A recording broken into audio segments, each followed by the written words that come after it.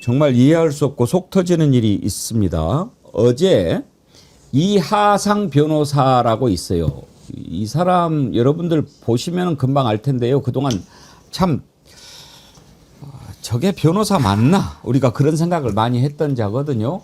김용현 변호를 맡고 있는데 이 친구는 그동안 김용현뿐만 아니라 정광훈도 변호하고 정광훈 태극기 집회에서 문재인 체포 국민특검단장 이런 이름을 걸고 일하기도 했던 정광훈 최측근입니다. 근데 지금 김용현의 변호인단으로 활동하면서 비상계엄은 내란이 아니고 지금 내란 수사가 내란이다. 계속 이런 주장을 하고 그랬죠. 이따가 어떤 식으로 법정에서 행패를 부리는지 우리가 볼 텐데 어제는 한덕수 재판에 등장을 했습니다. 그래서 이진관 부장판사 보고 당신 뭐냐? 나 여기 방청하러 왔다. 변호사 아니라 변호사 할아버지라도 그 재판은 방청권을 가진 사람만 입장하게 돼 있어요. 근데 뭐 말도 안 되는 뭐 동석 뭔가 뭐 해가지고 앉아 있는 거예요. 나가라. 안 나가고 계속 떠들어요. 경고한다. 나가라. 안 나가면 감치한다. 감치라고 하는 것은 판사가 이렇게 명령을 하면 법정 질서를 어지럽히면 명령을 하면 구치소에다가 집어넣는 겁니다. 그래도 떠들어요. 한마디만 하겠다. 나가라. 그렇지 않으면 감치한다. 결국은 감치했어요. 그래서 감치 15일 처분을 당했는데요. 이자가 석방이 됐어요. 말이 됩니까? 자, 그 내용 궁금하니까 신유진 변호사님한테 여쭤볼 텐데 그 전에 이준관 부장판사가 이자에 대해서 감치 명령하는 그 모습을 먼저 보고 가지요. 이 법정은 방청권이 있어야만 볼 수가 있습니다. 퇴정하십시오. 자, 지금 하시면 감시합니다. 나가십시오. 나가십시오. 아, 말씀하시면 감시합니다.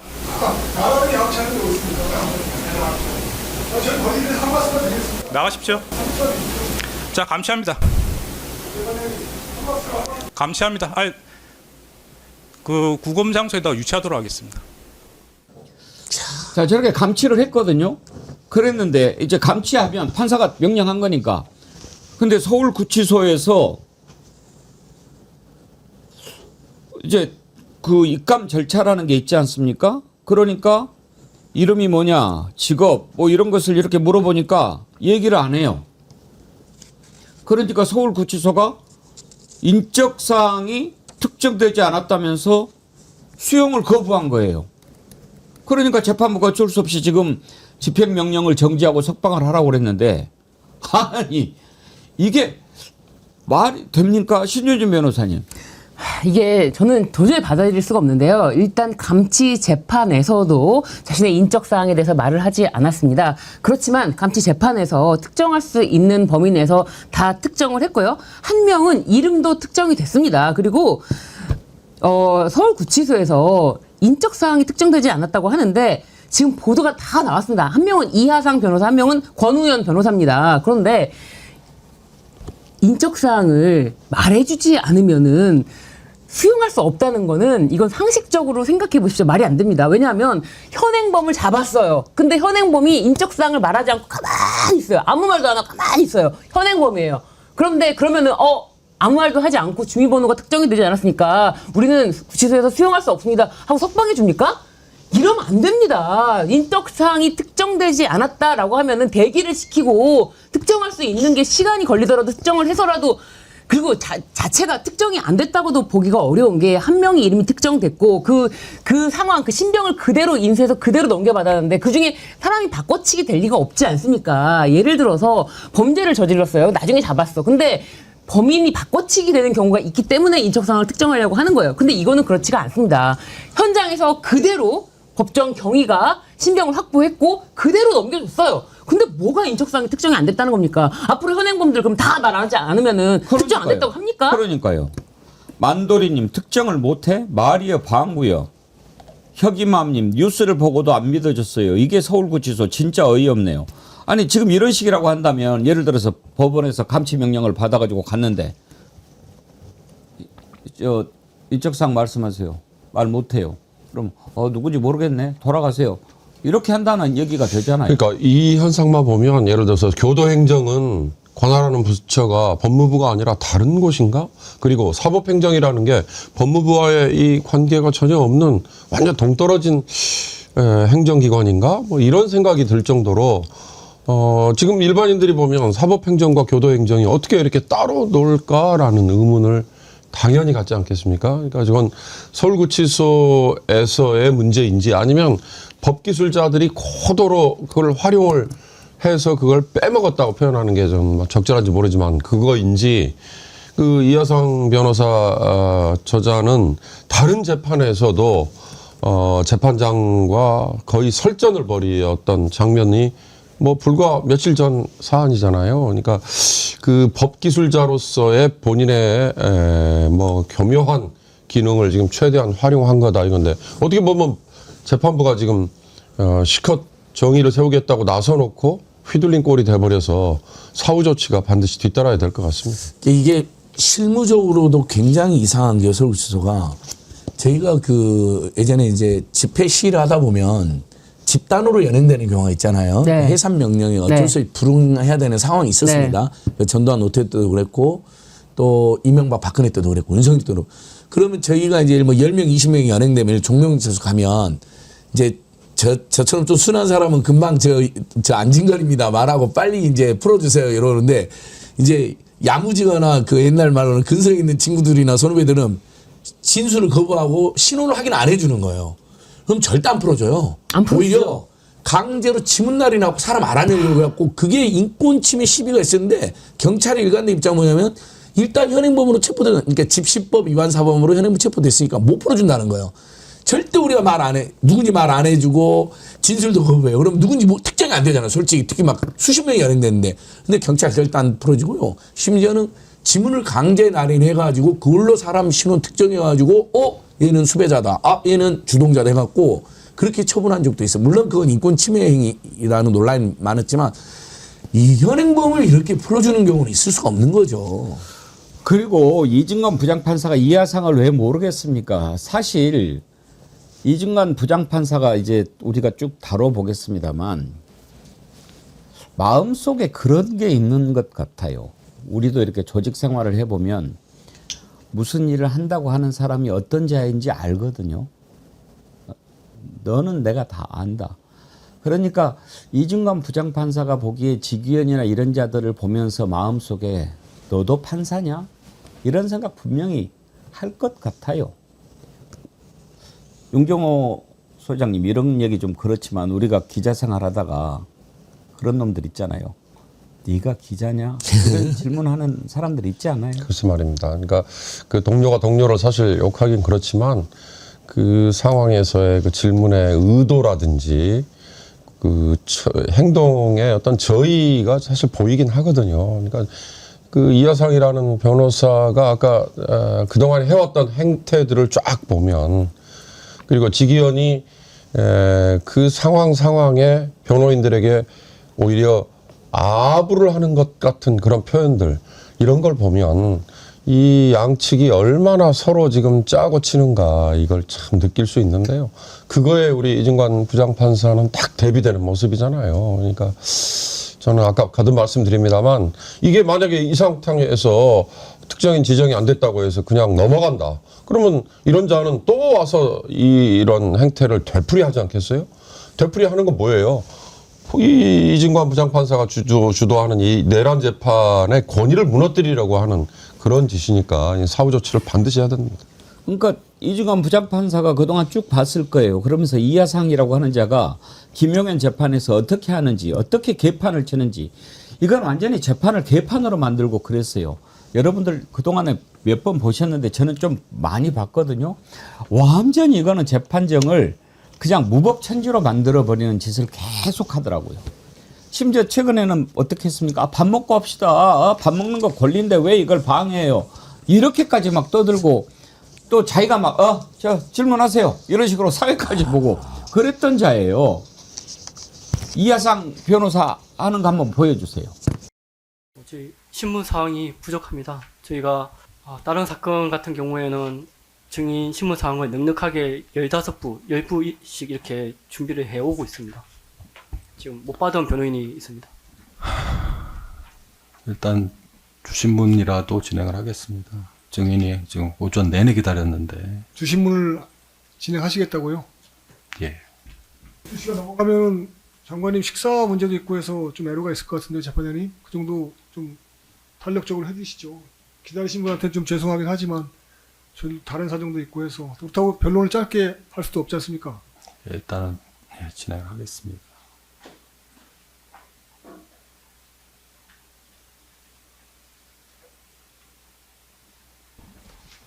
일반적으로 법원의 민원 업무도 12시부터 1시까지는 법에서 보장하는 네, 점심시간입니다. 맞습니다. 그걸 침해하시면 안 된다고 생각합니다. 공정한 재판을 받을 권리는 헌법 제27조에서 규정되고 있는 것입니다. 그런 것 같아요. 이제 뭐 이름이 이하성이냐 이하상이냐 이렇게 헷갈리시는 분들이 많은데 이하상입니다. 원래 이름은 이하상이 아니고 이명규더라고요. 개명을 했어요. 왜 개명했는지는 모르겠습니다. 개명한 거죠. 그런데 판사를 봐가면서 하는 것 같아요. 만만하면은 그냥 막 대충 막 해버리고 그랬다가 임자 만난 거죠. 감치합니다 했는데 계속 떠들고 한마디 하겠다 그러니까 결국은 감치 명령을 내린 거 아니겠습니까? 그런데도 풀어줬다. 저는 보면은요 지금 재판도 이중관 부장판사 말고는 정말 믿을 만한가. 어제 김건희 재판의 재판장도요 그거 딱 1분 30초 보여주더라고요. 그게 뭡니까? 그러니까 그 재판을 중계하고 공개할 의향이 없는 거죠. 하라고 그러니까 어쩔 수 없이 하는 건데 우리가 김건희 마스크 쓴 거 그거 얼굴 보고 싶어요? 과연 뭐라고 거짓말을 하는지 그걸 한번 들어보고 싶은 건데 그 판사도 좀 그렇고 정말 재판 끝나면 한번 봅시다. 또 하나 지금 서울지법의 영장 전담 판사들 도대체 어떻게 해야 될까요? 김건희 오빠 김진우 구속영장 청구했는데 이걸 또 기각했어요. 이번에 기각한 사람은 정재욱이에요. 여기도 수원 3인방 중에 한 명이죠. 예. 그런데 저는 다른 사람은 몰라도 김진우는 당연히 영장 발부가 될 걸로 생각했어요. 왜냐? 원래는 김건희 엄마 최은순 오빠 김진우 다 영장 청구하고도 남죠. 그런데 또 모자를 동시에 구속하는 건요. 그러니까 최은순은 지난번에도 구속됐으니까 봐주고 김진우 영장을 청구를 했는데 더군다나 김진우는 이배용이 카드 준 거를 본인이 찢었다고 인정을 했어요.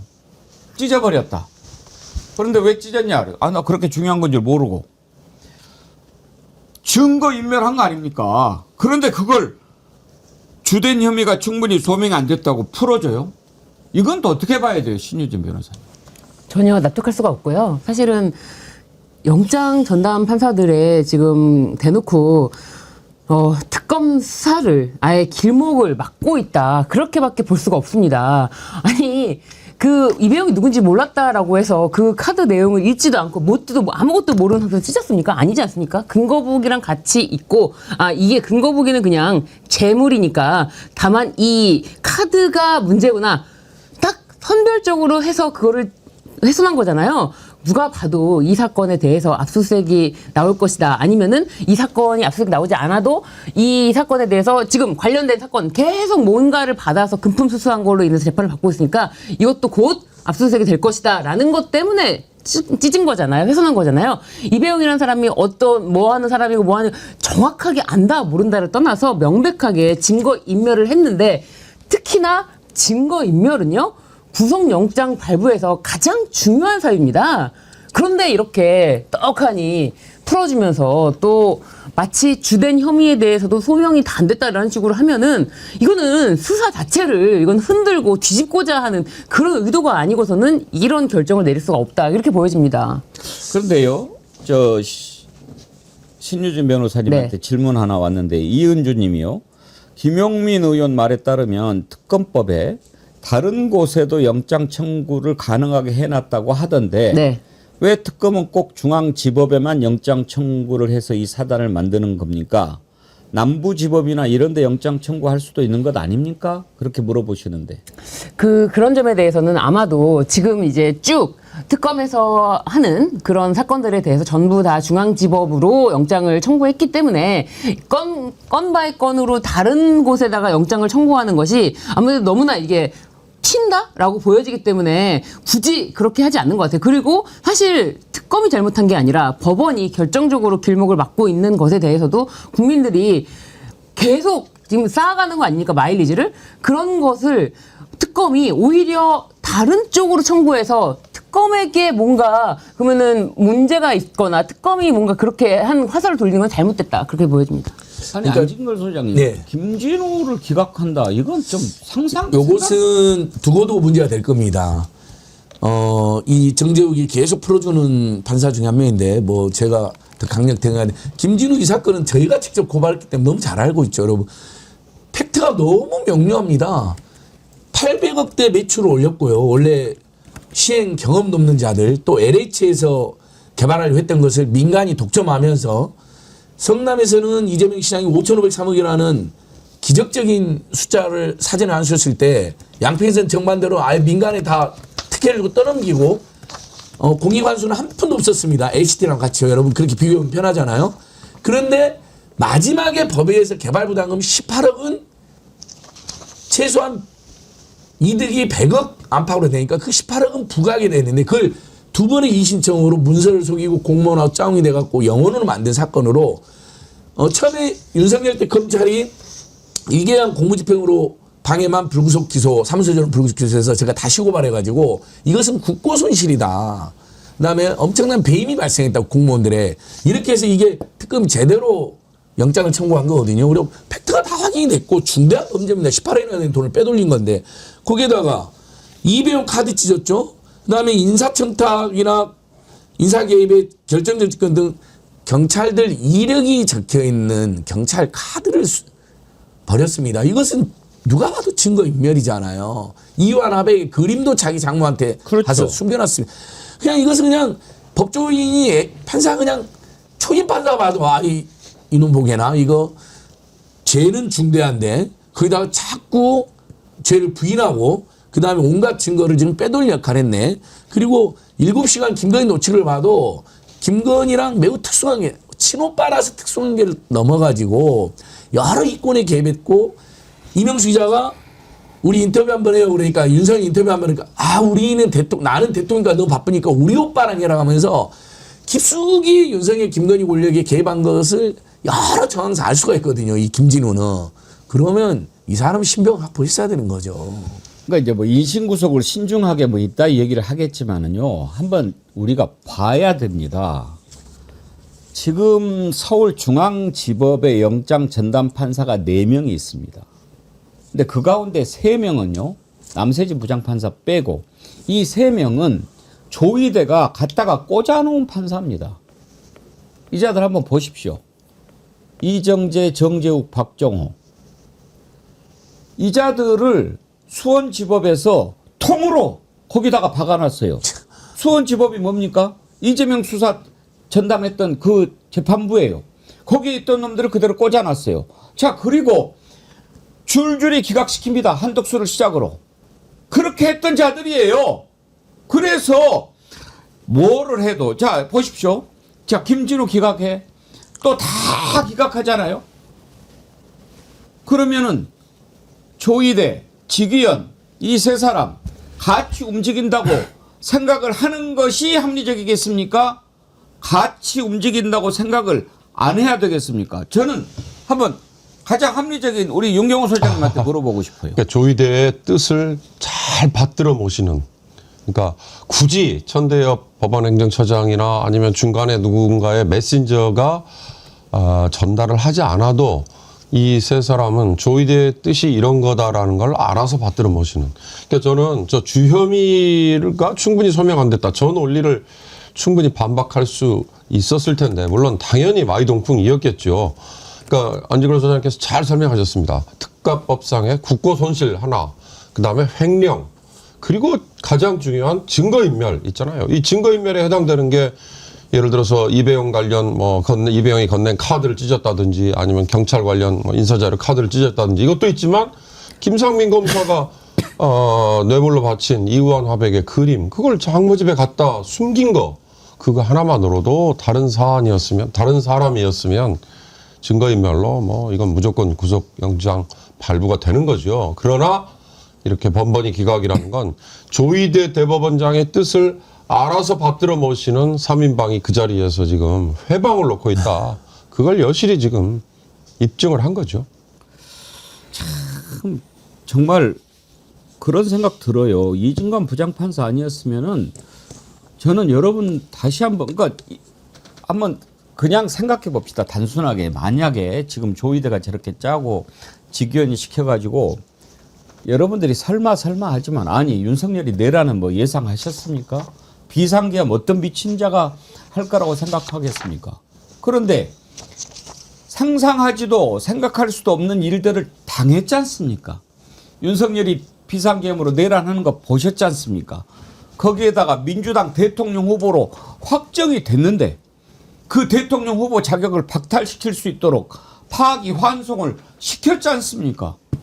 만약에 그때 미친 듯이 고법에서 유죄 확정해버리고 대법원에서 바로 땅땅땅 해버리면 후보 자격이 날아간다 이 말입니다. 보셨지 않습니까? 그런데도 설마 합니까? 만약에 지금 이대로 가면 조희대가 직위원과 짜고 윤석열 무죄 내리지 말라는 법 있습니까? 직위원이가 뭐 여러 가지 보니까 뭐 소명이 안 되네. 무죄. 그러면 어떻게 됩니까? 나라가 반드시 가겠습니까? 난리가 나죠. 난리가 나죠. 그러면 난리 나는 거 예상 못 하겠습니까? 난리 나라. 그렇게 하는 자들입니다. 지금 그렇게 가려고 우리가 생각하기에 상상도 할 수 없는 일들을 장동혁 일당이 하고 있는 겁니다. 우리가 보기에 저게 정상입니까? 정상이 아니잖아요. 그러면 왜 정상이 아닌데도 합니까? 아예 개판으로 만들어버리자 이런 생각을 하고 있는 무시무시한 집단입니다.